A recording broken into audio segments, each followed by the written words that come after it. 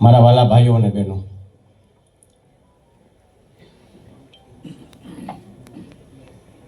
ખોડલધામ એક વિચાર છે અને આ વિચાર છે એ ચાલતો રહેવાનો છે.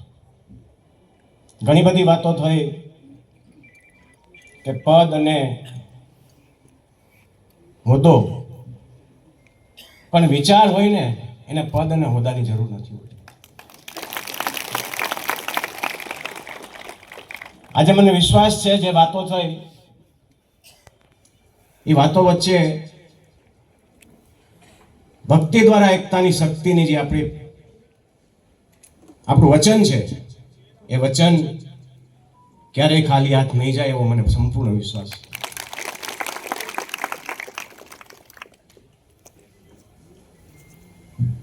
આમ તો બધાય બોલી લે એટલે અમારે બોલવાનું કઈ રહે નહીં, બધું બોલી નાખ્યું.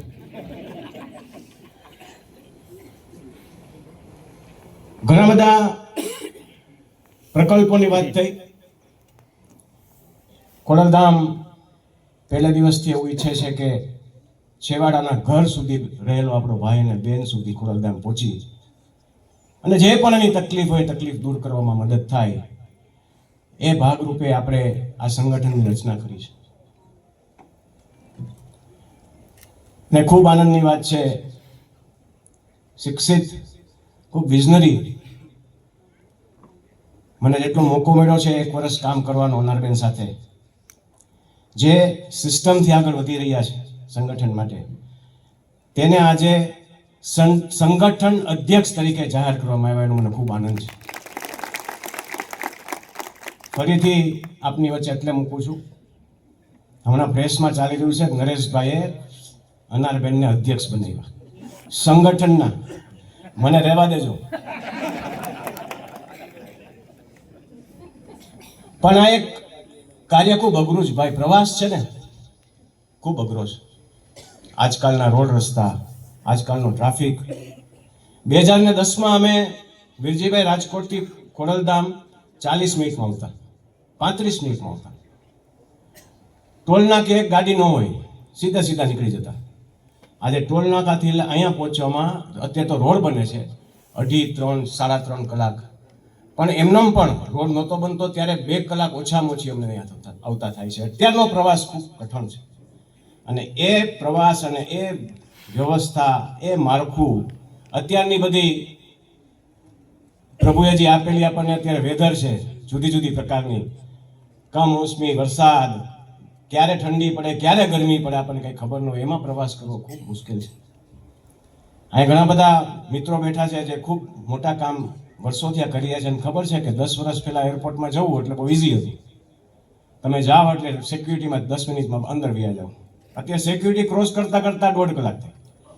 આ પરિસ્થિતિમાં પ્રવાસ કરવો ખૂબ અઘરો છે અને ત્યારે આ આખી ટીમ, અનારબેન, જેનીબેન, અમારા વડીલ જસુમતીબેન, સાથે સાથે ગોપાલભાઈ, મયુરભાઈ, મનોજ અને હસુભાઈ, તમને જેટલા અભિનંદન આપવું એટલા ઓછા છે, કારણ કે આ પ્રવાસ કરીને આપણે ખૂબ મોટું કાર્ય કર્યું. જ્યારે સંગઠનની વાત કરું છું તો સંગઠનની વાત પૂરી કરું કે અનારબેન એક સ્ત્રી શક્તિ હોય એની સાથે એક મજબૂત સ્ત્રી પણ એને જોઈ, અને એવી જ રીતે જેનીબેન એનો ખૂબ સાથ સહકાર 1 વર્ષ માટે આપેલો છે. ત્યારે આ મંચ ઉપરથી હું આપણી જે ટ્રસ્ટીની કમિટી છે એને ભલામણ કરું છું કે બેન જેનીબેનને ટ્રસ્ટી તરીકે આપ નિમણૂક કરો.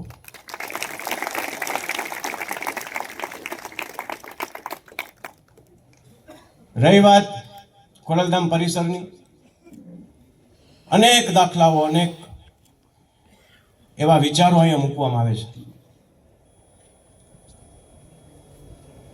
ખાલી લેવા પટેલ નહીં પણ અનેક સમાજના લોકો આવીને સીધા દંડવત પ્રણામ મને કરવા આવે છે કે ભાઈ આવું પરિસર નથી જોયું, આ ચોખ્ખાઈ નથી જોઈ, આ વ્યવસ્થા નથી જોઈ.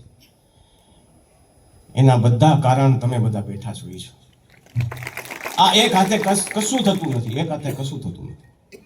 અને ત્યારે આ સંગઠન જાળવવું, આ સંગઠિત રહેવું અને માની ભક્તિથી શક્તિનું પ્રદર્શન કરવું એ આપણે બધાની જવાબદારી છે અને ખાસ કરીને યુવાનોની જવાબદારી છે.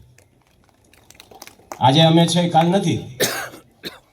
મેં એવું ક્યારેય કીધું નથી કે મારો શિવરાજ બીજો પ્રમુખ બનશે, એવું ક્યારેય નથી કીધું. જવાબદારી તમારા માથા ઉપર જ આવવાની છે, યુવાનોને ઉપર જ આવવાની છે.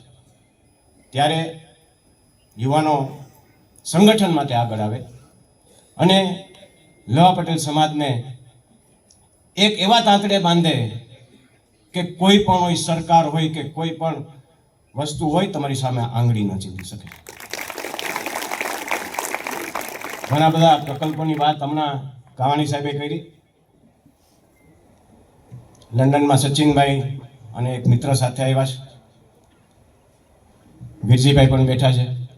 આફ્રિકાના મિત્રો પણ કહે છે અહીં ખોડલધામ કરવું છે. પણ જુદી જુદી સમિતિઓ બનાવી અને જેટલું આપણાથી બને, આવડો મોટો જ્યારે પરિવાર હોય ને ત્યારે મતભેદો થતા હોય ને એટલે ઘણા લોકો એક સ્ટેપ પાછળ છે કે આમાં ક્યાં પડવું.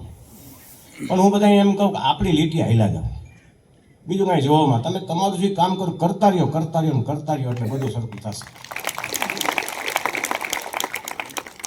મોટો સમાજ છે ભાઈ, અને એમાંય આપણો તો કાનના બહુ પોચા છે. આપણે ગમે એનું માની લઈએ. હું વાત કરો નરેશભાઈ એવું કર્યું લે ન કરાય હોય ને, પણ હકીકતમાં તો ઉતરો. મારે આવું ખૂબ બને સરકારમાં, ભાઈ સરકારના કામ ભમભમણી નરેશભાઈને ખૂબ કરે લોકો. નરેશભાઈ આવું કર્યું હતું એટલે એમ કે એમ એટલે ક્યાંકથી મારી પાસે આવે. પણ હું એમ કહું છું, ભોળો ને ભોળો સમાજ, ભોળા તો છે જ આપણે, 125 કરોડની આસપાસ છે ગુજરાતમાં, એટલે ભોળો જ કહેવાય. અને ભોળો એટલો પણ હવે ભોળ પણ નથી રાખવાનું. હવે ભોળ પણ માંથી બહાર નીકળો, કારણ કે લેવા પટેલ સમાજ પાસે અત્યારે શું નથી. હું ઘણી વાર વાત કરતો કે ભાઈ આપણે વાળ કાપવાનું ચાલુ કરી દીધું. બ્યુટી પાર્લર તો બેનોમાં કહેવાય, પણ ઓલા સલૂન પણ ચાલુ થયા છે આપણે. હવે તમે વિચાર કરો, આજે કોઈ પણનો બિઝનેસ હોય, એનો પરંપરાગત રીતે એનો બિઝનેસ ચાલતો, એમાં તમે પડો તો શું થાય? આપણામાં કોક પડે તો આપણે શું કરીએ? એટલે આપણી એક તાકાત છે ને, આ તાકાત છે ને એ તમારી નિયમિતતાની છે. આપણે નિયમિત લોકો છીએ. કદાચ આમાં 7-8 જણાનું ઓળખું સુધી 9, 10, 11 વાગે ઉઠે છે. એ સ્ટેજ ઉપર આવ્યા તો હું બોલ્યો હતો ભાઈ વહેલા ઉઠી ગયા, એ સમજી ગયા જેટલા છે એટલા. પણ નિયમિત લોકો છે આપણે, સંયમ રાખનારા લોકો છે, સાદગીમાં માનવાના લોકો છે, અને બીજાને કામમાં આવનારા લોકો છે. આ સમાજને કોઈ દી કાંઈ ઘટે નહીં. જ્યારે આટલું તમારામાં હોય ને ત્યારે આપણું કંઈક ઘટે જ નહીં.